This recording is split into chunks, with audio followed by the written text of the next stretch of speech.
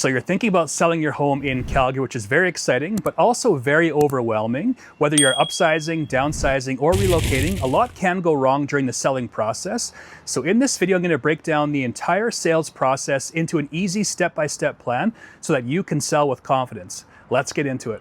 And step number one is you want to analyze your current situation. Why are you selling? Do you have to sell your current property before buying a new property?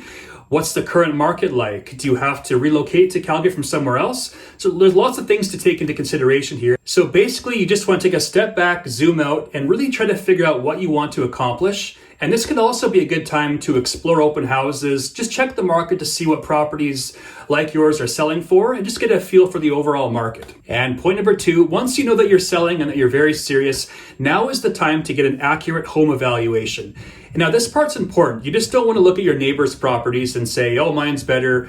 Look at their active list prices. You don't want to do that. You want to find an agent who is very thorough, that looks at the active competition, what's available that's similar to your property, what is conditionally sold that's similar, and what has actually sold that's similar to your property.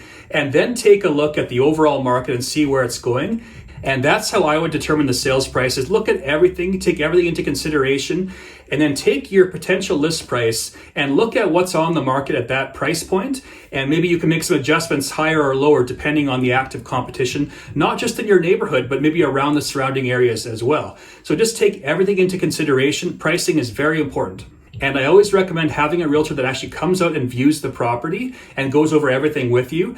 You can't just look at the assessed value. That can be out to lunch by a huge margin sometimes, or those websites that just spit out a number.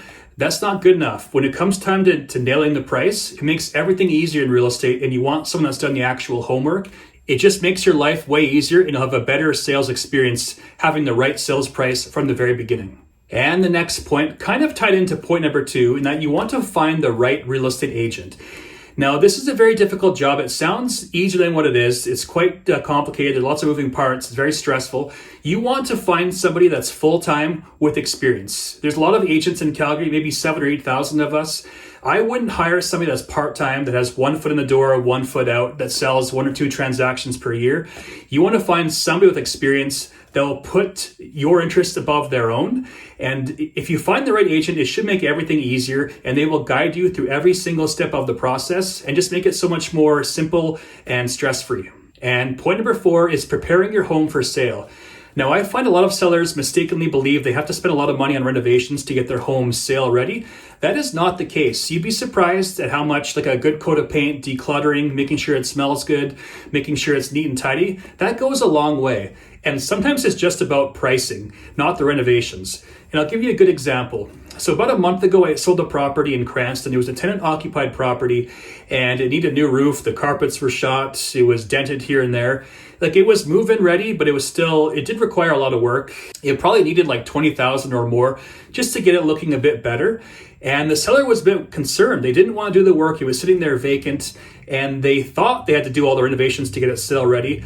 But most of the time, it just comes down to price. So we priced it at $500,000, and it sold in like 2 days on the market for $505,000. Now, if they had done the work, the comparable sales that were like this property but a bit nicer were like $520,000, $525,000. They could have spent $20,000 to upgrade their property just to sell it for $520,000. It didn't make any sense. So it's not always about renovations. It's more about price in real estate. Now, sure, there are situations where if you renovate a property, you can reap a reward. But for most people, neat and tidy, decluttered, things put away, smells good, that goes a long way to selling your property. So it's not always about fancy renovations. It's more about having the right price. And step number five is understanding the cost involved when selling a property in Calgary. So by law, commission is negotiable in Alberta, but I would say the most common that I see is 7% of the first $100,000 and 3% of the balance. Now, that's the total commission, and there's usually a listing brokerage and a buyer's brokerage. So that total amount is divided into two, half for the buyer's brokerage, half for the listing brokerage. And there's also GST on commissions, not on the total sales price of the property, unless it's a brand new home. But if it's a resale property, there is GST on the commission amount. So if the commission is $10,000, the 5% that would be extra for GST. Now, there's also legal fees. So once you sell the property, you have to go to your lawyer, and the lawyer helps you transfer ownership to the next buyer or the next owner.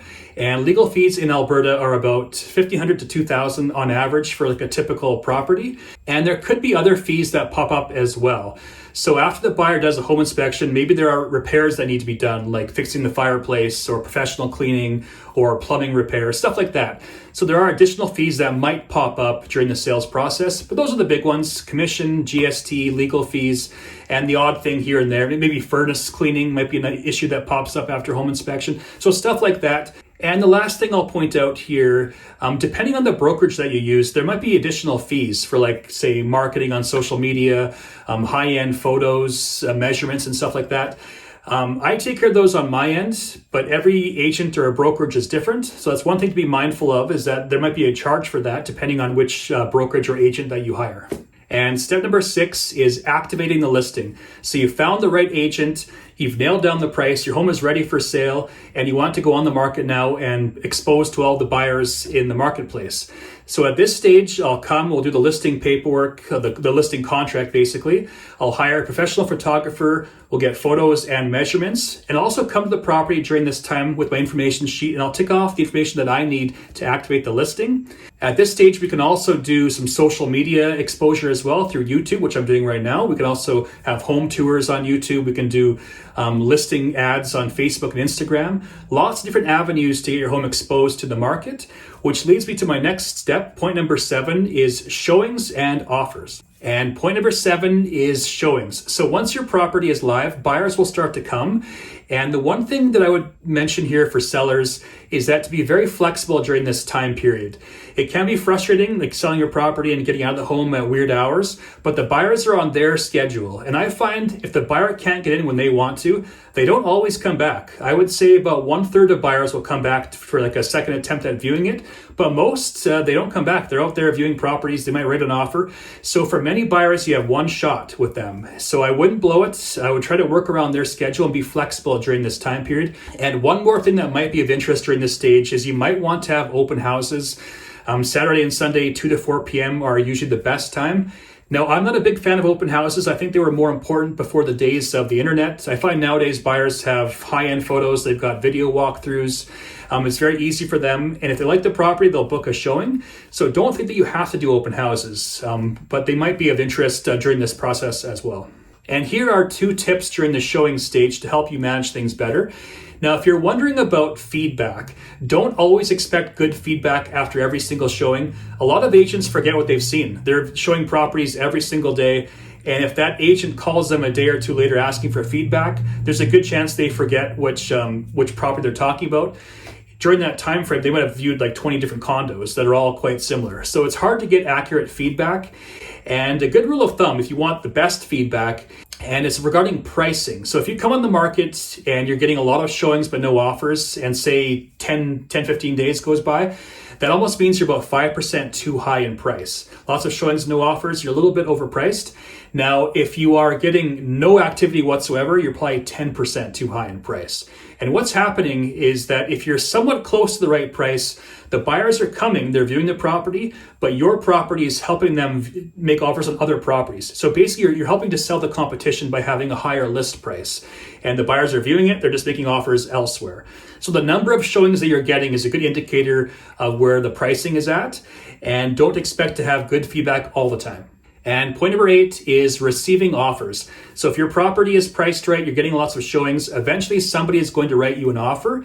And in the actual purchase contract, everything is up for negotiation. So price, possession, deposit amount, conditions, possession dates, different terms. So again, everything is up for negotiation. I'll help you through this process. And in Calgary, I would say the most common conditions are a financing condition, home inspection. For condos, there will be a condo document review. And occasionally you'll come across an offer that has a condition where the buyer has to sell their own property first before buying your property. Not as common as the other ones, but you do see it here and there. Now, during this stage, it can be a bit stressful as both buyer and seller negotiate back and forth, but I'll guide you along the right path and help you negotiate favorable terms. And step number 9 is going firm and the legal process. So at this point, you've accepted an offer with the buyer, and it could be subject to financing and a home inspection. Once the buyer has completed those items, financing is good to go, no issues with the home inspection. At this point, they will sign a waiver. Once they've signed this waiver, the property is now sold, and we call it a firm transaction. So once the property is firm, the next step is both buyer and seller will go to their own lawyers.